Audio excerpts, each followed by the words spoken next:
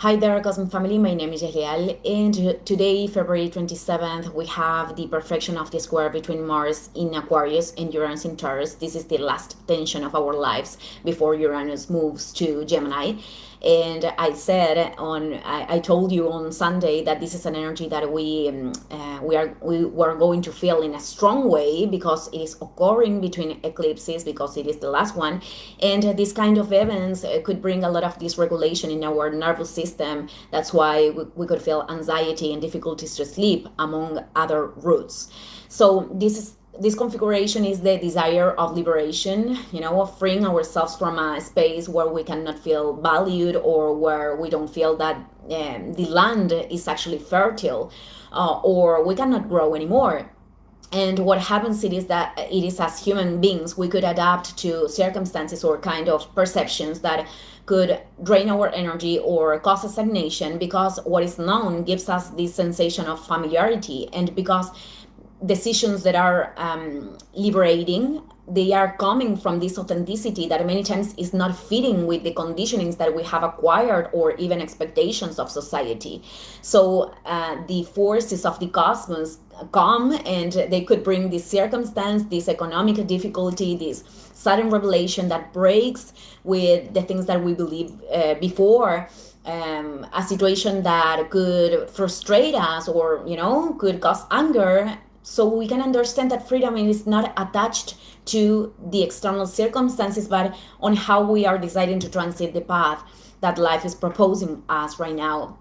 And even the areas that could, show these imbalances, even the physical body with Uranus in Taurus, or the spaces that we associate with emotional or economic stability, even if they are not taking the directions that our mind desires, they are offering an opportunity so that new level of freedom can be enabled. And many times we can only reveal that when we let go of our attachments on how we want things to be, and we continue to move forward. Also the imbalanced behavior of other people could give indications of other levels of authenticity that we need to allow. Mars in Aquarius is the energy that acts for an evolutionary cause. It has this capacity to detach from emotional aspects, to operate in what truly makes a re-evolution on the processes, but its shadow is that this detachment turns into I am going to do whatever I want, because I am only focused in my cause, without caring if I am causing a damage or crossing the boundaries of other people. And perhaps that cause is not even something that is impulsing growth. So all of that is far away from being an expression of liberation. It's the same ego acting in opposition in this childish rebellion, disconnected from empathy. So many times it is important to stop insisting in seeking solutions, in explaining, or even involving ourselves in conflicts that are not going anywhere, and to put boundaries to ourselves and to the external. This square also could bring information that many times is shocking, or circumstances that represent this. For example, all this week I have been a lot of car accidents in the street. None of them of gravity, luckily, but nothing is random. These are synchronic experiences that returns us to the presence and to what is essential in life. And when when we put resistance, the more we put resistance towards, in the face of things that need to change, or we insist in sustaining an old structure, inside or outside, we are impulsing chaos, because that chaos in a proportional way, because that chaos is only an expression of a higher order. On the other side, yesterday, February 26th, Mercury started its retrogradation in Pisces. This is the other topic that I wanted to approach today. So we enter in this period of retrogradation until March 20th.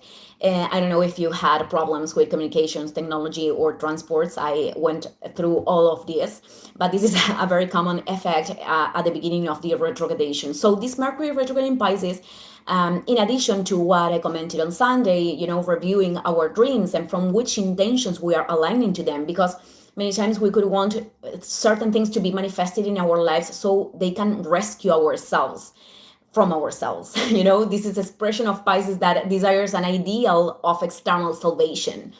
This means attaching to a specific result not because perhaps we put intention, energy, and coherent decisions, but because we want that situation to save us from the learnings, the discomfort of the moment, or the inner labor that we have to do.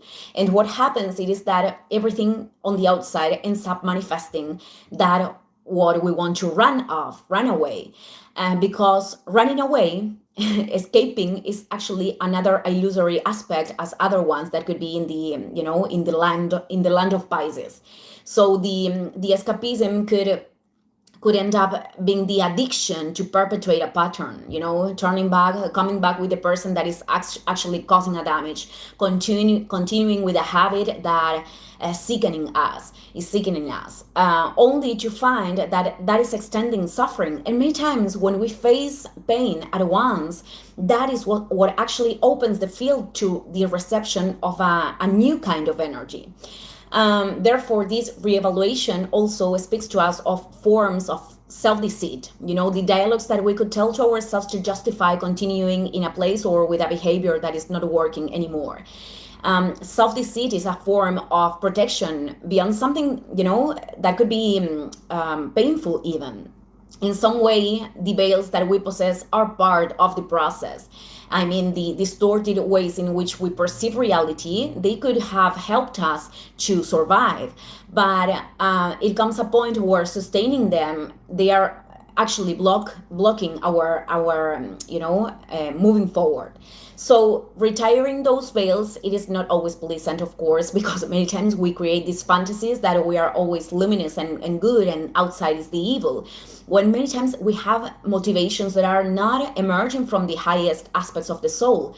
Like, I'm going to put examples, like, being worried about the health of someone else, that perhaps that person is not taking responsibility for himself or herself, when actually deep down there is a fear of how that situation could affect oneself in the process.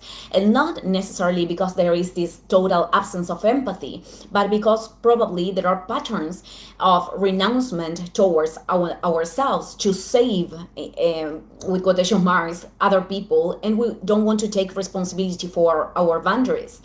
But the paths of the others are of the others, and we have to allow other people to be in charge of their decisions and to also assume consequences. And later we are doing what we can and what our soul needs also.